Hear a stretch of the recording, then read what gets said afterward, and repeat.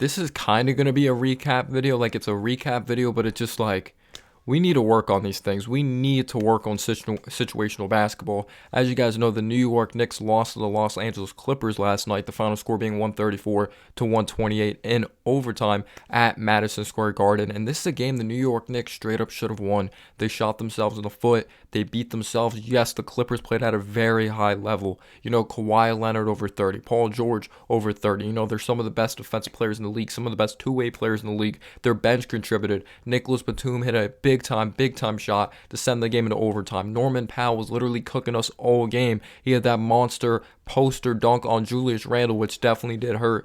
Most of the Clippers, when it came to the contribution, the LA Clippers definitely stepped up. They played as a team. They played on both ends of the floor, but their defense definitely did not step up in the fourth quarter. You could say that, but you also have to credit the New York Knicks offense as well when it comes to the fourth quarter.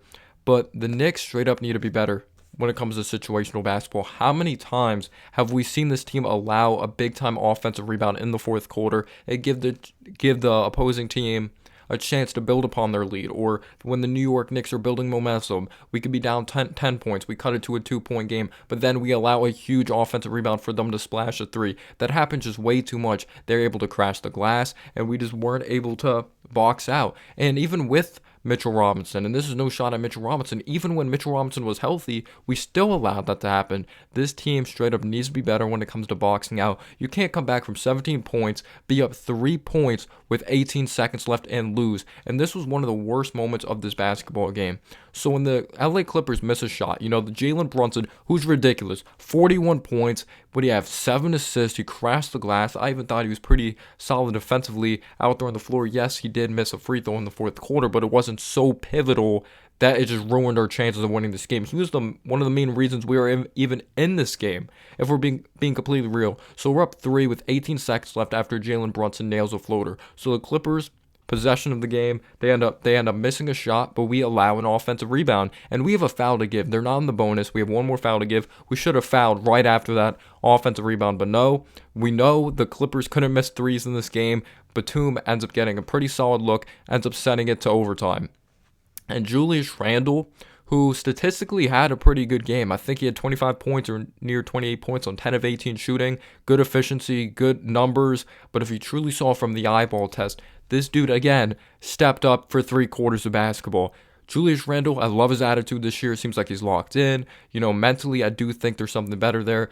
I didn't see it. Luca from Big Blue in the Bronx, Boys in the Apple podcast, shout out to him. I didn't notice this because they were reviewing some foul and the game was pretty much over. Apparently, Randle threw the ball and stormed off the court. But if I'm being completely real, you could say I'm defending Randle. I'd be pissed too.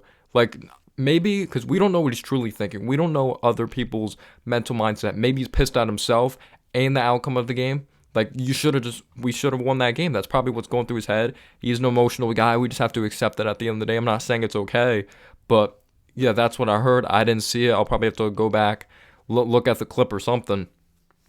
But we should have fouled in that moment, and that comes down to coaching to really communicate well with these players. If they do get a rebound, make sure to foul in this moment. So yeah, Jalen Brunson hit a huge three in the fourth quarter, huge floater. This dude's back, just absolutely unbelievable. He's a great scorer of the ball, and yes, there is some ball dominant moments, but you have to accept it's 2023. The point guard position is totally different, and yes, I've even criticized him for over dribbling at times, but he made passes when it mattered most. He straight up did, and we can't criticize Jalen Brunson. He played an amazing game. We wouldn't even been in the position without Jalen Brunson. But getting back to Julius Randle, sorry, I went off the rails. He didn't step up in the fourth quarter. He's an all-star for 3 quarters, but when it comes to the fourth quarter, we can't consistently count on him for big-time shots or to lead this team to victory. Maybe you could say it's the personnel and how everyone needs the ball in their hands, but this man, in a big-time moment, drove to the basket. He had a good look at the basket, just threw it way too hard off the backboard. I think he gets nervous. He shrinks in the big moments. And I'm not trying to criticize Randle. I really appreciate what he's done this year. He's been an all-star, but there's been more bad than good when it comes to Julius Randle in the fourth quarter.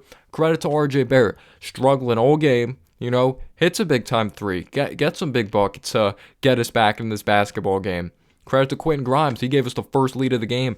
When we were down 17 points, overcoming this deficit, we didn't have the lead the entire game. Quentin Grimes initially hit that three to give us a 1-point lead, and then obviously Jalen Brunson got that floater. But it's not going to just slide like that. RJ needs to be better defensively. I know he's going up against one of the best players in the league of Kawhi Leonard, or even when there's switches like a Paul George. That's a very difficult guard. Don't get me wrong, but he needs to be better. Like, second-year RJ was better on the defense side of the basketball. His hips aren't as fluid. His footwork's not as good on the defense side of the basketball. And these rough starts offensively are really affecting the team. He stepped up when it mattered, though, so I'm not going to totally bash him. I'm not saying he's the reason we lost, because we should have won this game. You're up 3 with 18 seconds left. They miss a 3. We allow an offensive rebound. If we just rebounded, game's over. Game's over. Free throws, bang. It's done. It's done. So it's just really frustrating. But he can't be 1 for 7, 1 for 8. Like, these are open shots he's missing. Like, wide open shots. There's no excuses. It's year 4. You can't say he didn't get enough touches. He was utilized fine in that game. Like, he was utilized completely fine. No excuses. RJ just needs to be better. I'm not going to bash him. I'm not going to say he sucks or anything like that. He just needs to be better. He does at the end of the day. But some guys you have to really give credit to. One of the main reasons we got back in this game, we get off to a very shaky start defensively. They're splashing ridiculous threes. The offense is kind of up and down on the Knicks side of things. So obviously I credited Quentin Grimes, but his defense was shaky. But I like that he's hitting his open shots now. Let's see what he was from 3. So Quentin Grimes is 3 of 6 from 3, so that's 50%. He's 4 of 8 from the field. He had 13.5 rebounds, 2 assists. I'd like to see him get more shot attempts. Maybe it's like he has to be more aggressive at times, but I did like a drive to the basket as well. But maybe you'd like to see him get like 10 or 12 shot attempts a game at least. But one of the main reasons we even got back in this game was that fourth quarter when Miles McBride, he had 2 3 balls, I believe, in this game. Miles McBride hit 2 threes. Like, his offense has been really coming together lately. He had 8 points. Again, 8 points for him is like equivalent to 30 because he plays so hard on the defense side of the basketball. And even getting 8 points from Miles McBride in 11 minutes, like, he played his ass off. I thought he played really hard. He had another steal that he picked up the team full court, came up with the steal. We weren't able to execute off of it, though. You know what Jose Alvarado does? Miles McBride has a knack for that as well. Obi Toppin comes off the bench, only plays like 11 or 12 minutes, which is still just pathetic and unacceptable. He hits two 3 balls. Like, the Knicks just really shot the ball well when it came to that fourth quarter, hitting big-time shots. Obi had 8 points, 1 assist, 1 rebound in 12 minutes. Wish we got more action from him. Isaiah Hartenstein continues to play his game, starting to really showcase what he did in LA with the 4 assists, 11 rebounds, 5 points. He had 6 offensive rebounds. I thought he was a beast in 32 minutes, 2 of 6 from the field. The one thing with Hartenstein, though, he has to stop being too flashy at times, or he has to realize that he's 7 foot. Like, go up strong. Like, sometimes, like, there's Batum on you or someone smaller than you. Go up strong on him. Like, I just don't understand. He's a strong physical guy as well. But yeah, he had a huge turnover when it mattered, though, as well. I believe it was in overtime. It might have been the fourth quarter, but I do believe it was overtime at the top of my head. Someone made a nice read to Hartenstein. Hartenstein should have just went up strong, not even asking him to dunk it. Just go up strong, try to draw a foul. What is he, a 70% free throw shooter around there? But he decides to make an extra pass that's kind of inaccurate, or just a hard catch, or a hard pass to really catch. He went to pass to Julius Randle, and it was a huge turnover. We just shot ourselves, shot ourselves in the foot. I think RJ had a turnover in overtime. Julius Randle had a turnover in overtime. Like, Julius Randle just didn't step up in overtime. I just thought all the momentum went away when we allowed that offensive rebound in that 3 because the Knicks were in control of the game, but then we gave the Clippers life. We gave them confidence. They got to the free throw line in overtime. Marcus Morris hit a shot. The offense was just non-existent. It sucks. Jalen Brunson comes back from being sick, plays his ass off. Should have led us to a win, but no, we can't box out. We don't know to foul.